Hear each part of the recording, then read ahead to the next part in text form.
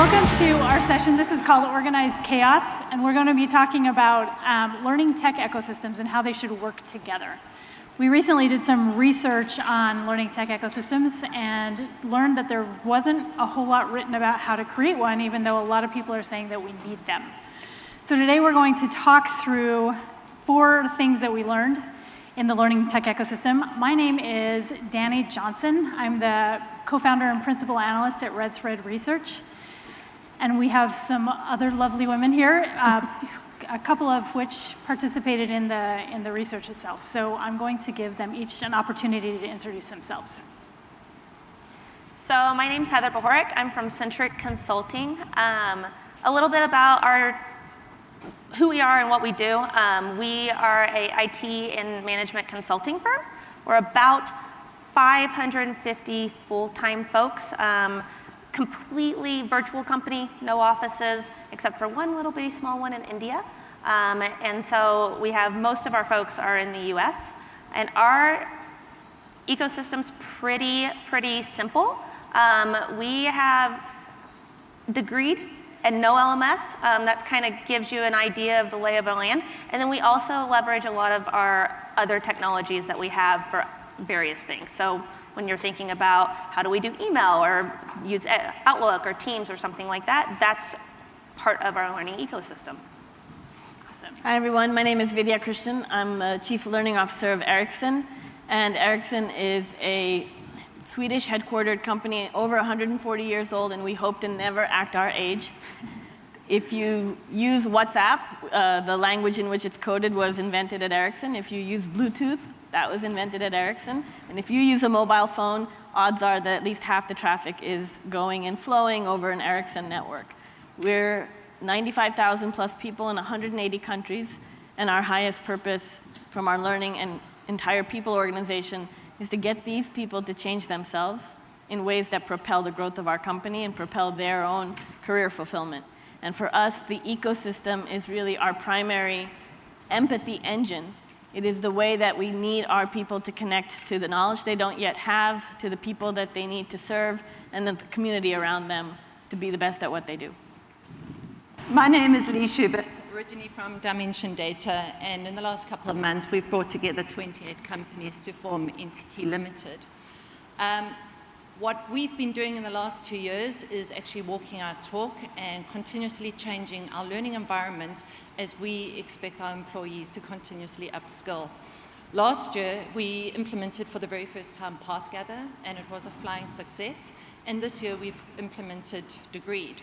Now, there was lots of great learning lessons that we took in it, but I think my favorite part is we had the opportunity to really start with a blank slate and really just innovate and build everything around our employees. So in the diagram, you'll see lots of labels there. My primary goal has always been the employee's experience, so that in this ecosystem that they're not even aware that they are clicking between the different platforms or different service providers or vendors, that it's seamless to them. My favorite word is a smorgasbord, and I think that's what's happening in the learning space, is that we need to offer our employees an opportunity to choose what works best for them, to choose what their needs are, and also their learning style, whether it's sitting in front of a PC, a podcast while they're on a tube, or maybe downloading some videos while they're on a plane. So I'm hoping that this design that leverages our partners will actually give them the best step forward. Thank you, Lee. Okay, so what we're going to do is we're going to talk a little bit about this research that we just conducted about learning tech ecosystems, and then we're going to intersperse questions because these women actually have experience implementing these ecosystems. When we did this research, we ended up talking to about 35 companies who were very, very honest with us. They basically spilled their entire ecosystem, and about 6 of them actually let us publish on it. I'll give you a link to their report afterward. But what we found was that there are basically 4 things that need to be in place in order for ecosystems to work really well in an organization. The first one is just a different philosophy. We need to start thinking about them differently than we do right now. The second one is we need to build order from chaos, or there has to be some sort of structure in there, and we'll talk about kind of some of the things we found there. The third one is sustainability. Sustainability is huge. you can put something in place, but just because it's in place doesn't mean that people are going to use it. And then the fourth one is continuous evolution. A major theme of this research was people are continually evolving their ecosystems. It's not a one and done exercise. So let's start just really quickly with different philosophy. How many of you seen some aspect of this slide before? Who's seen this before? Okay, this was put together by Josh Burson. I want to give him credit for it, about 5 or 6 years ago. And 5 or 6 years ago, when we talked about ecosystems, we were still talking about the technology in those ecosystems first. So you'll see that these major boxes address the ecosystem technology first. So LMS providers are in there, micro-learning platforms are in there, LRS is in there, learning experience platforms are in there. They all address the technology first. And what we found is, as we talked to these 35 companies, they're taking a different tack. We also talked to vendors, learning technology vendors as part of this, and they are also taking a different tack. Everyone's very frustrated with this, because while it tells you what your line item should be, perhaps, it doesn't give you a good sense for how to build an ecosystem, and the categories are so broad that different technologies do many of these things, and so they don't fit in one specific box. Super frustrating to everybody. So after all of that, all of the discussions that we had, we learned that really smart companies, these forward-thinking companies, are actually thinking about the things that they're trying to do rather than the technology that they're going to use to do it. So we found that smart learning companies are doing, smart learning functions are doing 6 things. They're helping their employees plan the learning that they need. They're helping them discover the types of things that they need to learn. They're helping them consume data and experiences and learning opportunities. They're helping them experiment with new knowledge and skills. They're helping them connect with others in the organization that can help them, and then they're also helping them perform better on the job. And then we also found that there are these 2 extra categories that help just with the admin type stuff. There's the manage and create stuff, and then there's also the analytics stuff. And as we sort of talked about these things with both the leaders that we talked to as well as the vendors, it turns out that there are 30 different functionalities that people are going to market with. And these are in the boxes below those bigger circles. And so instead of those 7 boxes, we need to start talking about what we do in terms of the functionalities and the types of things that we want our people to be able to do. We need to talk about learning as if we are enabling people rather than as if we are providing it, because I think we're all aware that we can no longer keep up with the amount of learning that needs to happen in organizations. So I want to start with a question, and we're going to start with Vidya, if that's okay. I would love to understand what your overall philosophy is when you talk about your ecosystem. Our brand promise at Ericsson is the quest for easy, and that definitely infuses our philosophy when it comes to learning. And we believe that learning is one of the most intimate connections you can have with people, right next to love, and therefore it's got to be easy. And it's not easy to make something easy. So that's been the ethos, if you will, that's informed everything we do. How do we look at this as an empathy engine, as almost an organism of itself? It's creating the habitat conditions for our employees to breathe in. So the user-centric design has been an incredibly strong guiding factor in how not only do we build the ecosystem, but how do we know if it's good enough in terms of putting ourselves in the shoes of the learners, understanding what they think, what they're trying to do, what they feel. How do we come across to them in a way that makes the ecosystem seem like it's just the conditions that you live in? It's not even there. It's like oxygen. You wouldn't breathe without it, but it's invisible, but it's giving you life. So I know that may sound not very technical, but that is actually the philosophy that's driving every technical decision that we make. I actually love the fact that you used conditions, which is how we're talking about it as well. We're creating the conditions for learning. We're not providing technology for learning. We're actually creating those conditions. Yeah. And the other term that I really like that you used is empathy engine, which goes back to experience. We have to create this experience and a motivating experience so people want to continue to learn and develop. Heather, how about you? Yeah, I think at Centric, we really think about learning as everybody's learning all the time. And so how do we help them learn through their day-to-day? And so it doesn't matter for us if they're learning about, some RPA automation processing, or if it's about gardening. It's really about just encouraging that continuous learner and that everyday learner. I love that. Lee, talk to me about how your philosophy kind of feeds into the tech decisions that you make. So one of the first things we did was... Lee, can you hold the mic there? One of the first things we did was to take away the hurdles. Okay. So when choosing a vendor, it's not really up to the employee to go and ask for that license. I know it sounds like such a silly thing, but we built it into degrees so that when they actually clicked on whatever content that they chose to learn in that moment, that license would be automatically provisioned, single sign-on would happen, and they would just be presented with that content. So choosing partners that we could do this with ensured that the landscape was seamless. And I know we use this word seamless so many times, but from a learner's perspective, it means that I must just get to A to B. And I shouldn't even know that there's technology happening in the back end. And I don't need to know how it happened either. And we found by taking away that requirement, that approval process, which I think is very old school, is actually helped us accelerate the adoption of some of our key content partners and just making it easy. So to concur, putting the employee's experience as your highest priority, it will work. Thank you. Yeah. I actually love the way that you all talked about experience and none of you talked about technology. I think that's kind of awesome. So let's move on to the second thing that we learned, which was organizations that are doing this well are actually building order out of chaos. And when we talk to vendors specifically, they say things like, I want to be the front door for learning. How many of you have heard that? Yeah, or I want a front door for learning if you're on the organization side. What we found was, depending on the characteristics of your organization, a different sort of structure may be more useful than another one. So we identified 3. The first one is the one platform solution, which is, it encompasses everything. And we describe that as one door, one room. So there's one door into learning, and all of your learning happens in the exact same place.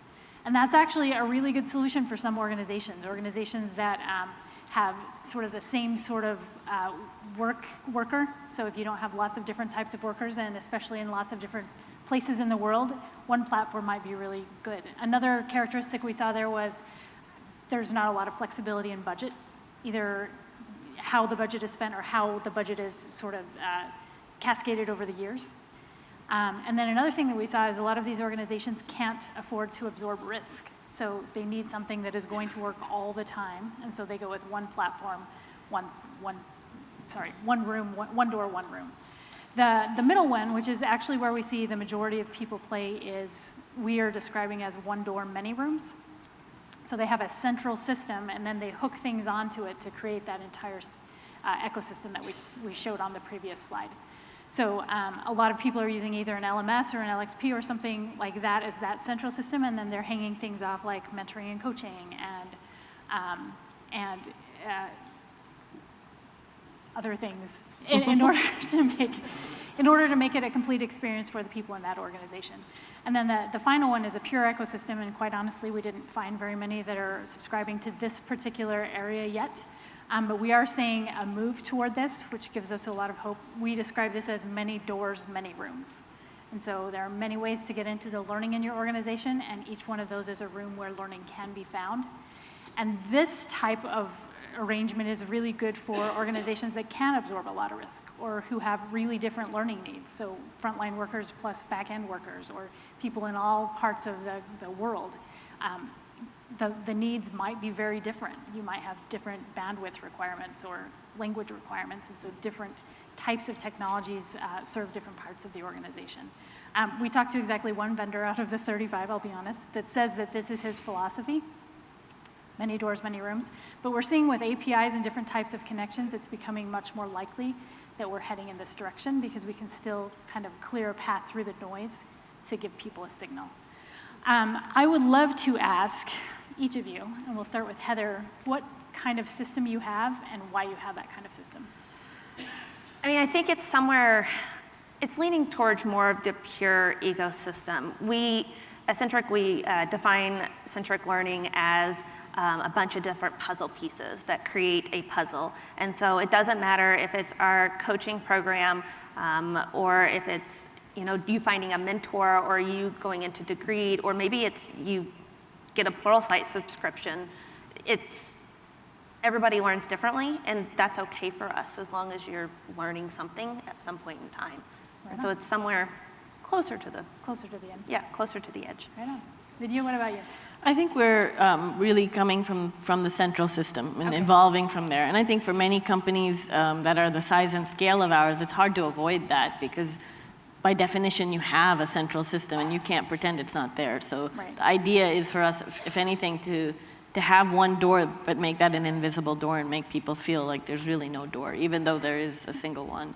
And by doing that, what you talked about, being seamless, the trick for us has been to make these systems talk to each other in a way that wherever you start, you end up where you need to be, and it feels like one thing. But at the end of the day, absolutely, there's one system of record that's carrying the data of our people. It is at the heart of everything, but we don't want everyone to see and feel that inside anatomy so much as we want to build around it. Right on. Lee.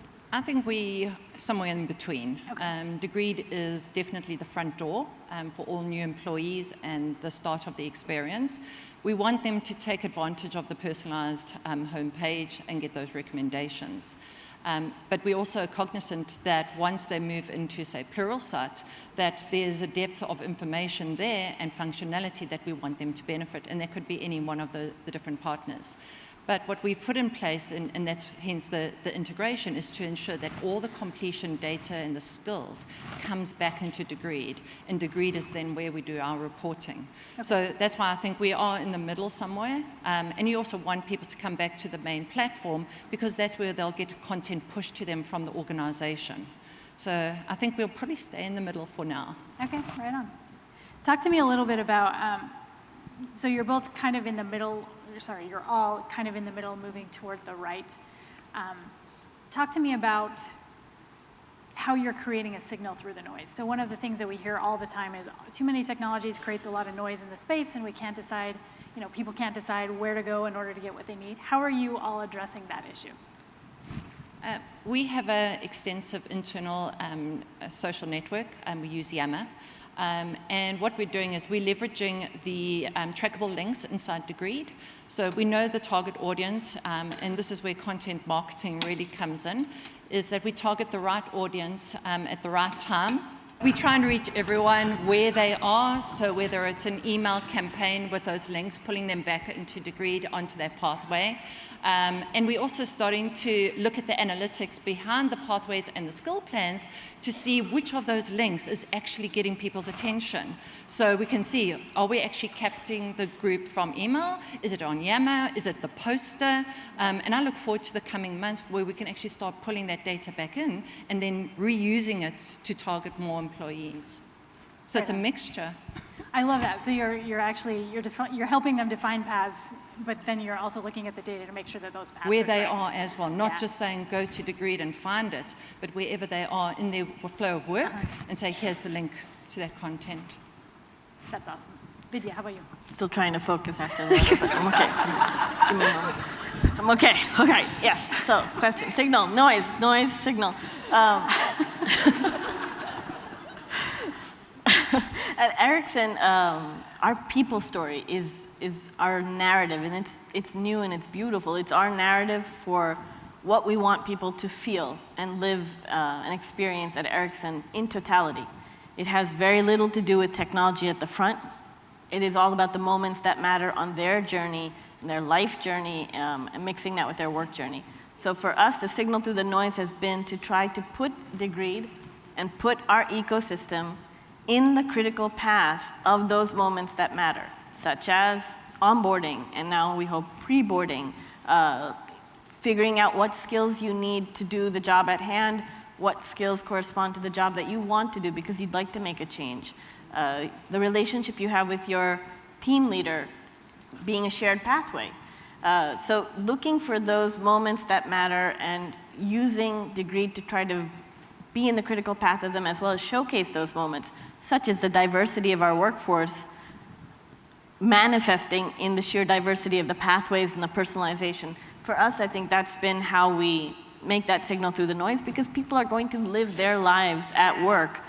And if you can put this in the critical path of their lives, it will always come out through the noise. I like the human message there, and I also like that you guys are really focusing on communication to make sure that Very that much. comes through. I mean, I think going keeping in the same line of communication, it's around just creating a solid marketing signal, Okay. Internal and external. It's doing internal messaging and then leveraging what we call our learning leaders and being able to have like those folks on the ground that are kind of the champions for us, as well as really creating better communication externally as well. So because our employees are sharing and reading all of our external blogs and everything that we are publishing for clients or recruits or whatever, and so being able to just keep that same heartbeat throughout is really how we help push out our messaging.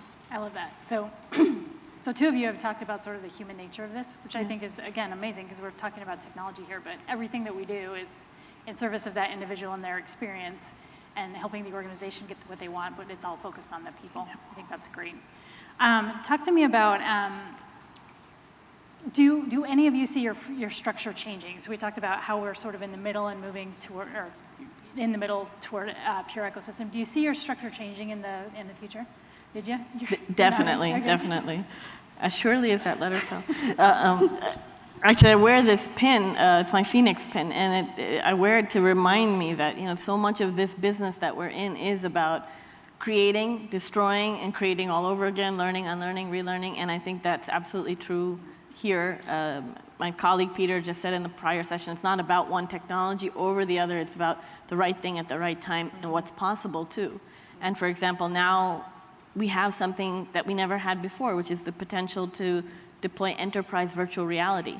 And what could be more human than that? To actually put people immersively in visceral places where all they see are other people, and the technology seems to disappear, as sophisticated as it is. Ericsson itself believes in advancing 5G. And 5G, unlike every G that came before it, is going to enable a world of disruptive technology and instantaneous communication that will allow for VR and AR. And so necessarily there are going to be parts of our ecosystem, like any organic ecosystem, that die and have to make way for the new. And I think we have to be careful to be invested but never too attached so that we can make that continual evolution happen. We definitely will. Very cool. What about either of the other two of you? Do you see it changing from central to maybe going back to one platform or more pure ecosystem? I think we'll go more towards the pure. For us, we want to keep it simple enough for the user, but simple enough that we can change as our needs change too.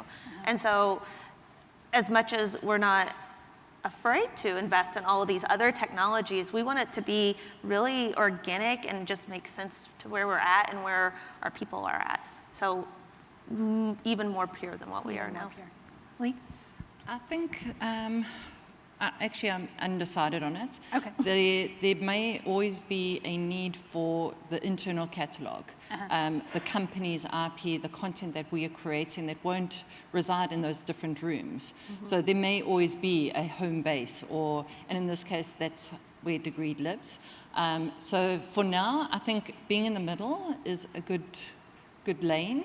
And I think we'd probably build more out on the platform to encourage more people to come when they don't know where to go. Yeah. So really creating that home base for learners and creating a community. I guess that's where groups comes in.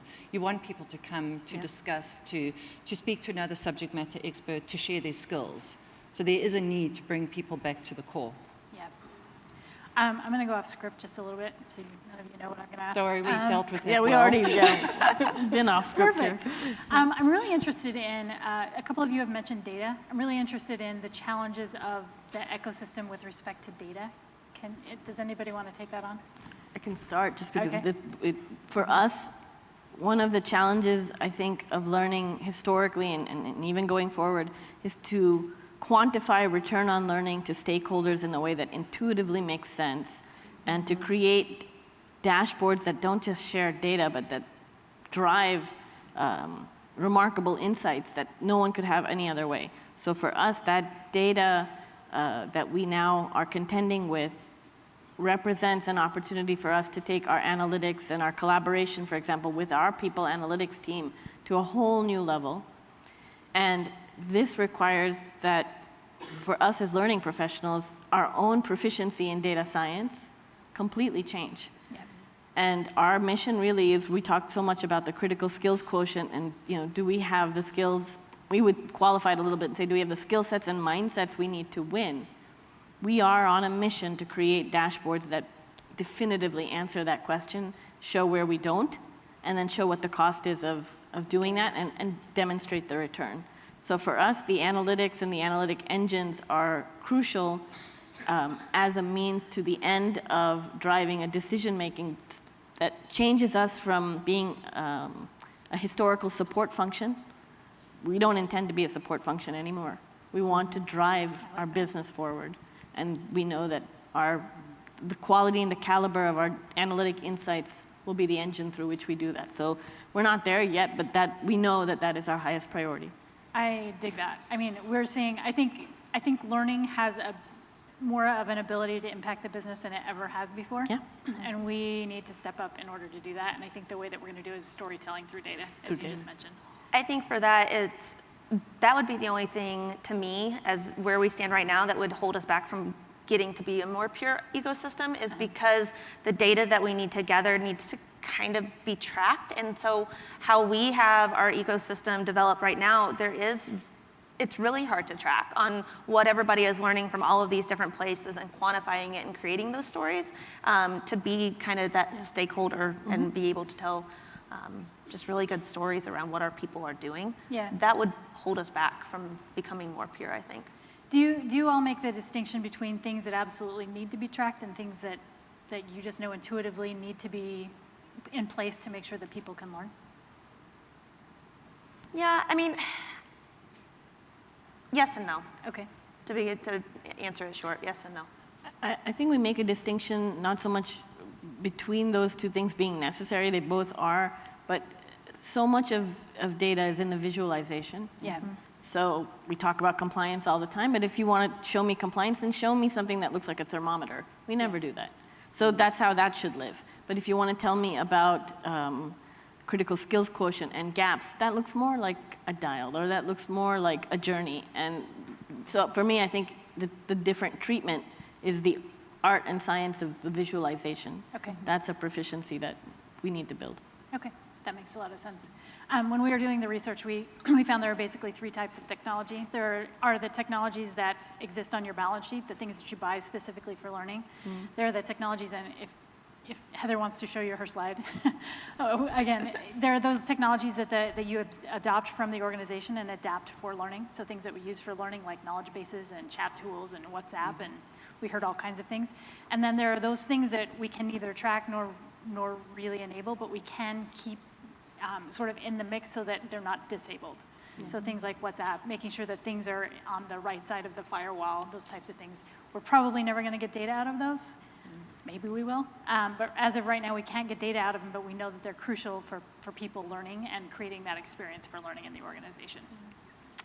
Can I say one more thing Sure. on that? Yeah, I think for us, also being able to quantify and visualize the progression of skills is as important, maybe even sometimes more important than just quantifying what your skill level is. Because when we say growth mindset, what does that actually translate to? It translates to your skill level should be changing over time. And if I can see that in a compelling, clear, objective way, then my company can start to differentiate our talent based on who's growing and teaching others and who's not. And that's what we mean when we say, learning that matters. When we can show that there's a consequence and that, positive lifelong learners who are givers thrive in our company, and people who are takers and don't, zero learning, that we actually have zero tolerance. And I think that ability to differentiate and profile in an objective way is critical for creating learning of consequence. So for us, it's also about how we show that progression. Yeah.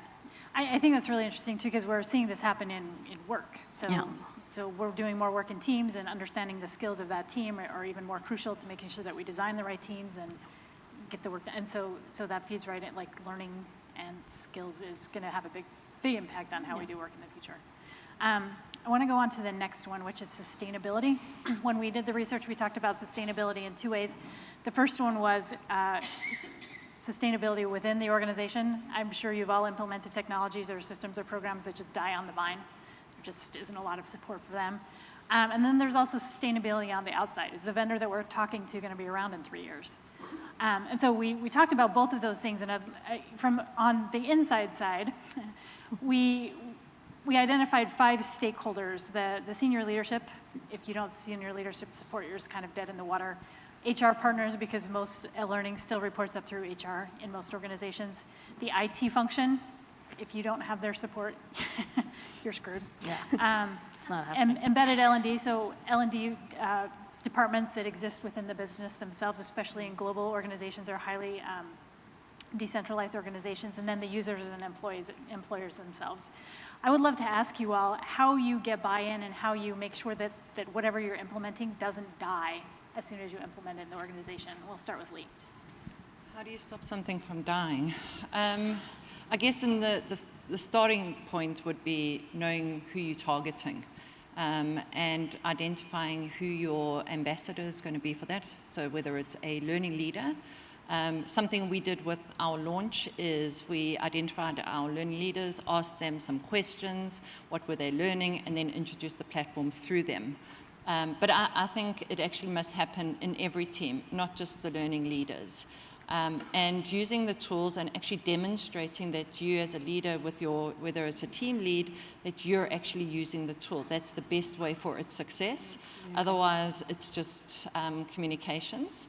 So I think we all need to take an active part in it and demonstrate that we're drinking our own champagne or walking the talk. I think that's the success. Yeah. Yeah. Thank you. Vidya. Well, yeah, I fully agree. I think all too often in the pursuit of serving everyone else's learning needs, we kind of neglect our own. And so that becomes a litmus test. What are we using? And what are we not using? I'd also say that sometimes we don't proceed with the objective or intention of how do we keep this alive, but rather trying to implement some of the agile techniques of experimentation and prototyping and pivoting. The question really is, let's see if it lives. And we're okay if it doesn't, and let the data tell us, and let the experiments take place. And sometimes I think just shifting that framework to that it becomes an experiment first gives us the freedom to check maybe it should die and maybe it shouldn't, and let the business conditions decide. But those experiments have to be done with rigor, even though they sound like they're free-floating. They're not. But I think that's how we do that, and getting our stakeholders like IT to be our pilot group, to be our day one supporters. That's how we build that buy-in. But I think part of it is also that we don't show that we've got this attachment. Oh, it must live. Maybe it won't. Let's see what happens. Let's do an experiment. Yeah, I think on the opposite side of that a little bit is everything that we look on a vendor side, we try to think about is their vision similar to our vision about learners? And it's not like what their tagline is, but is it similar to how we think about learning and the lifelong learner and the everyday learner? And are they going to be able to grow with us, and can we then grow with them? And so where we put our efforts, our time, and our money into, is it going to be sustainable? And yeah, we can let stuff die and stuff like that as well, but when we're a very small team, and so when we're putting in a lot of our time and our effort, we want to make sure that it's not going to just be turned over in 3 years from now. I like that, and that actually takes us to the bottom half of the screen, which is vetting vendors. We talked to lots of leaders, and they had some really good hints for vetting vendors, making sure they have customers with similar challenges, the confidence in investors, are they getting money for development, robust and innovative roadmap. Ask them what they're doing, 3 or 4 years down the road, not just immediately. Longevity in the market. We had one leader tell us that they look for technologies that have been in the market for about 5 years, because that shows that they are going to probably stay around. But it also means that they're still young and nimble and able to sort of address some of the needs. And then the final one was evidence of partnerships, not just supplying. And that goes to kind of what you're saying, Heather. We had one person tell us that she brings people into the room. So she'll call up 3 vendors and say, I have this problem. Everybody be here Thursday. We're going to solve this problem together. And really uses those vendors as an extension of the team rather than just relying on them to provide technology. We don't have a lot of time, so I'm just going to ask for a volunteer. Do any of you have any other advice for vetting vendors? Just one quick one. I think, yes, can you co-create with them is one question. The second one is, at this level, I think all of us are at a stage of maturity where if a vendor's not bringing thought leadership in terms of really valuable insight that you just wouldn't have had without them, they're probably not worth your time. I like that a lot. And I would say that as long as your vendors are open to also working with the other partners. Yeah. I think we've gone from the days of a single stack. Yeah. It has to be collaboration and integration, and also the flow of information between them. So as long as you have a partner who is prepared to do that, you're actually building a healthy ecosystem. I like that a lot. All right, let's move to our last one, which is continuous evolution. One of the biggest things that we found in this research was those forward-thinking leaders were not looking at this as a one and done. They were actually continuously evaluating and trying to decide what was working or what wasn't, to Vidya's point, and then yanking out the things that don't work. We found that they focused on basically 3 areas. The user experience, is this serving the needs of my users? Is it effective in getting my organization what it needs? And then is it aligned to what the organization needs? I'd love to understand kind of your thoughts on this, any of you, as far as continuous evolution. Vidya, you talked specifically about experimentation. Yeah.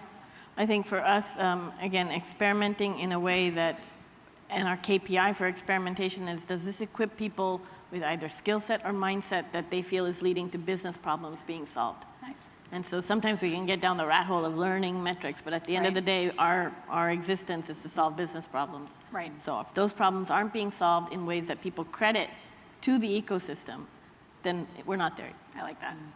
Yeah, I think for us, we ask for tons of feedback. Okay. And so whether it is from our learning leaders specifically and what they are hearing out in their business units, or if it's from our voice of an employee team, or we're just always asking for feedback on our entire ecosystem and how can we help you learn better and how can we get you the skills that you need and what's missing and what's the gap in what we have now. Nice. Lee? One of the experiments I did last year was, because we opened the floodgates for anyone can have a license to any of the content providers, is we had launched a Learn to Code program, and I said, what if we started writing scripts that also took the licenses away? And the positive out of this, and Dory, our vendor, was okay with it, was people then had more value. The license carried more value, because if you just give everyone licenses, it's like, oh, I can learn anytime. But the moment you have that inactivity, and we set it on a 2 to 3 month period, that license was taken away. It was a reminder to people, and they quickly used it again. Mm-hmm. And we had the opposite. We actually doubled up our adoption in those different platforms. So don't be afraid to experiment with your partners, even though sometimes it could be in the licensing side. I think the evidence is that the more you experiment, the better your outcomes may be. And sometimes you have to also fail. I love failing, and part of that failure is then to find a better way to do it. Yeah. So I would say experiment. I love that you all talked about experimentation, and you also talked about evidence. So you talked about data, specific like numbers. These guys aren't using this right now. And you talked about an employee team getting feedback, constant feedback. Are there other ways that you collect data or try to understand what's working and what isn't working? We look at time. Are we giving, if you ask me what's the biggest cultural impediment to learning in the company, people have so much to learn, no time to do it. So we're looking at, does our solution give people time back? Nice. In ways that manifest, again, solving the business KPIs and making those better. Very nice. I'm still looking for the data. I would love to find out when does the average employee learn? Is it on their commute? Is it on the weekend? I know a lot of people do after hours learning, but I would love to be able, across all the different platforms, to be able to pull that out across all the countries. I'm still trying to solve that problem, because I think once we have that data, we can then use it to motivate our leaders to say, let's make more time. Let's make time a priority, because we always seem to be out of time. And to your point, I think it allows you to profile learners. Exactly. We were saying in the other session too, they're not all the same. There are different kinds of learners, and if we can profile them, we can tailor for them. Yeah. Yeah, and I think sometimes the data helps build the story, and so we're kind of focused on the data going forward as well a little bit because of that, because we can tell this story over here or this story over there, but we don't have the data to support it. And so there's a lot of really great feelings out of that. But when you come to a stakeholder meeting, it's not, there's not a lot of tangibles. And so the data helps with those. Yeah, I definitely think it helps us build our credibility. I think I've heard more about data in the last probably 18 months than I've heard the entire time that I've been working on learning and career. So it really makes me happy. We have 47 seconds left, so I wanted to make sure that they told us they were going to play us off with like really loud music if we went over, so I don't want to do that. This is the report and the infographic to that research. It's very good, if I do say so myself. It's actually very good and gives some really good information and a lot of really good insights from leaders who are implementing ecosystems right now. So I encourage you to check that out. And then I just want to thank Lee and Vidya and Heather for both their participation in the research itself and also for sitting here with us today. No leaders were damaged during the course of this session. Goat yoga might be safer than this. Thank you. Thank you.